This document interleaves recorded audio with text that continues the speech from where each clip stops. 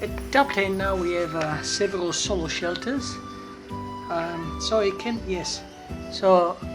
be a little bit confusing maybe to figure out which one is the best one to use, or which one will work for you. So I'll attempt to explain three of the lighter shelters. So we have the contrail, we have the notch, and we have the Stratospire 1. Now to start, as you can see, the contrail is packs smaller. The length of that is 15 inches, which is about 38 centimeters. The others are an inch or two longer, 2 inches longer for the other two. Now the notch and the Stratospire come in the same stuff size, but as you can see, the notch will pack smaller, so it's longer than the contrail, but in volume is really about the same, just a different way of packing it.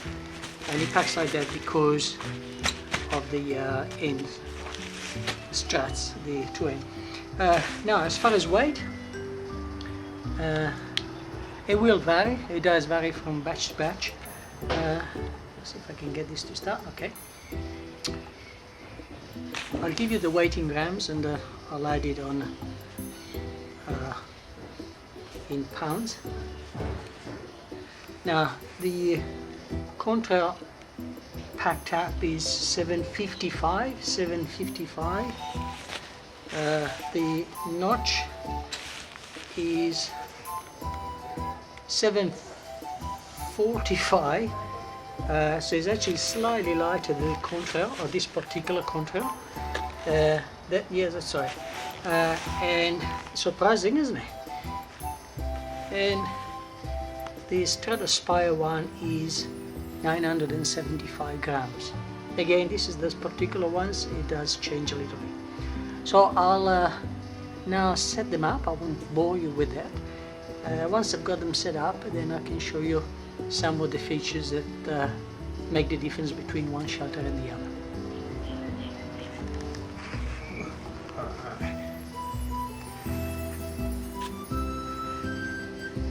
She's 20. Well, probably 21 actually. So I set up the three shelters. As you can see, the Stratospire is larger than the contrail and the notch, but you might just get an idea of the proportion. I just changed the angle, and here we are from the other side, so you should be able to get a good idea of the shape as well of the shelters. And notice that I can fit three of them in my fairly small backyard. See if you can do that with your tarps. Now for an inside look, I'll do that with the three shelters. First out, the vestibule in the Stratospire 1. This is the SS1. Is huge. Well, there's two of them exactly the same, and they're huge, and I'll demonstrate that in a bit later. But just to give you the size of the floor, as you can see, there is plenty of space. So if I move the poles out and put the floor down, I can put two mats inside there. Okay, so but it is a solo shelter. Now the mat, if I put the mat against the wall there, but there's still space in between the inner and the fly, so I could have my feet there, and the other side, to the other side, if I put this mat, this pillow against it, is about 80 inches, almost exactly 80 inches, so about 2 meters and 4 centimeters, so longer than most people are anyway, unless you play basketball. But here we are. So and notice the bathtub floor is quite high. It's pretty good, and there is room again at the back.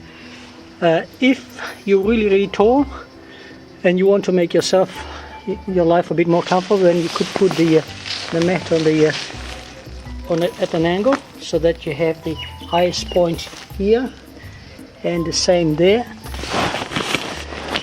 so there is plenty of room above your head. For me, of course, this mat is long enough, but I'll show you a shot with me inside just to give you some sort of better idea of the proportion. Here we are. There's plenty of room to get in. It's quite easy. Now, as I was saying, for me, the mat is long enough because I'm 172, so about 5'8". So I have enough there, but I could still be back here, and I've got a little bit of room there still to be comfortable under there as well. Or, as I was saying, just put it sideways and then you have more room again. Standing up, same thing, of course. I'm not that tall, and of course I usually slouch, but standing up there I have about that much above my head. So, and there's definitely plenty of room to move about, and because I've got all this room on the side, it definitely feels very big.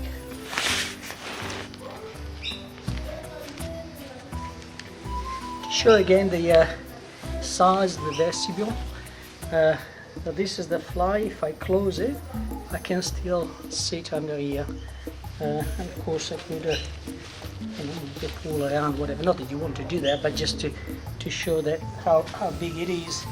And yeah, definitely you could have another person here sleeping under cover. So I'm pretty confident that in emergency under the fly you can put three people inside here. Keep in mind it is a solo shelter, so one person here, one in the middle, and one over there. It's quite easy. Starting with the vestibule on this one, smaller than the SS1, but again, if you follow the line, I would have this much room. So again, you don't sit in the vestibule obviously, but just to give you an idea of the space for let me just do this up.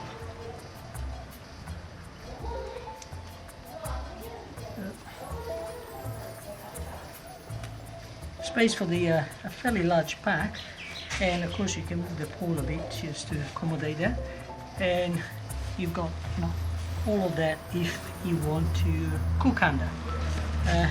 Again, note the fairly deep bathtub. You can also change that. If I move this up, then I will automatically get a higher again. So when it's zipped up, it becomes like that. So I've got all of this to protect me from sideways. And I can also put the pole a little bit lower, pull this down, the fly down, so that this is a few inches away from the, couple of inches away from the ground. So I have better protection that way. There are vents at the end. You can easily obviously do them from the outside, but again, if you imagine the fly close, I can reach, this will be the fly, I can reach and do them from the inside. Ideally, you have as much airflow as you can so that you reduce condensation. Plenty of space between the mesh and the fly, so you don't come into contact with that. I will put the mats in.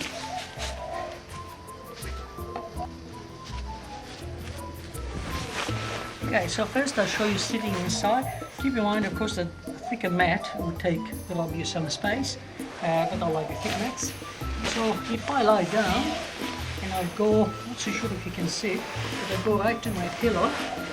At this point again, I have a hand above me, and well, of course I'm far away from the end at the other side, but the mat is again 80 inches long, 2 meters and 4 centimeters, 204. So there is plenty of room for a tall one. In the middle, yeah, you probably have to, if you're really tall, you'll have to slouch a little bit. I've got plenty of room, of course, but in lying down, there is pretty good room. And the actual mesh is about this far away from the vents, so even wind driven rain will still not hit the inside because it's quite a distance all around. I'll show you the mat closer. Okay, so that's at the end there. That's 20 inches wide by 70 inches long, that one, plus the Montbell pillar. And you can see there is good room above the headroom above the pillar. And the contrail. Before I get in, as you can see, again the 80 inches of mat plus pillow fit quite nicely in there. There's a little bit left at the either end. So because of course you've got your head under the lying down, under the highest point, there's plenty of headroom, and there is room for your feet at the other side. Better if you put the mid strap. You just can see at the back there is a little guideline hanging down. If you peg that out and you pop it up, then you will have your foot room. Now the floor, there is plenty of room on the side. Yes, you can put 2 mats in there. You may come in contact with the fly, but you can also guide out at the moment because it's a bit cramped in there. You can't see that, but I'll show you on the side. Excuse me. Okay, it would be, that's the way it's set up normally. So you've got a bit of room there before you come in contact with the fly.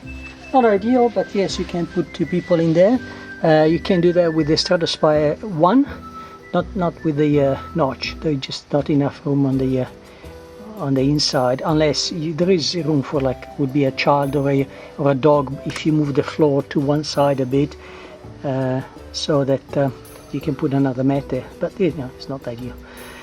Again, there's plenty of this reasonable headroom there, even for a tall one, right at the front. But of course, you have to move to the front of the tent or sit pointing outwards. Commonly, people will say that the front entry are the sort of tents that you crawl under. I don't really agree with that, because I see a lot of shelter that have a much lower, several shelter that have a lower beak down to about there, but of course they're a lot more expensive, so people tend to justify spending $300 or $400, $500 and then crawling in under their side entry shelter. So it's a bit debatable. That's normally, this is how I would get in, so I don't actually call exactly that crawling. Depends how you do it, but something like that. But no, I don't have to put my knees down on the ground to do it. I can have the pole to one side, or I use 2 poles at times, so that I've got a free entry. And this is the fly. There will go down to about here, so pretty good protection, enough room for me to cook with my caldera corn here, or a jet ball. So I would do this, I would have the, and it's plenty of room above and around for a contained flame. Of course it can be dangerous, but you know, use your some common sense.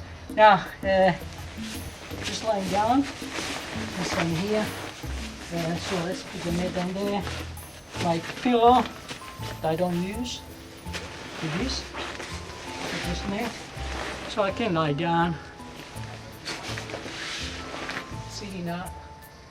You can touch, of course, sitting up if you're taller. To me, wiping down once or twice is not a big deal. Something it is, so you consider that. Once the shelter is set up properly, again the floor will stand up and you've got all that room around you, so very good airflow. The back can be, there is a curtain there that can be lowered, or you can get the airflow. This is not set up ideally because I just have to put it inside the backyard, so it's a bit squeezy, but just to give you some sort of a comparison. Of course, the contrail is also less expensive than the other two, so it packs a little bit smaller. It's more affordable and a bit wider on the side than the notch. However, because the other two have the side vestibules, you don't feel crammed in. You don't have a wall next to you. There's plenty of air, so it's good if you tend to feel a bit claustrophobic. Well, I hope this has been informative. Thank you for listening.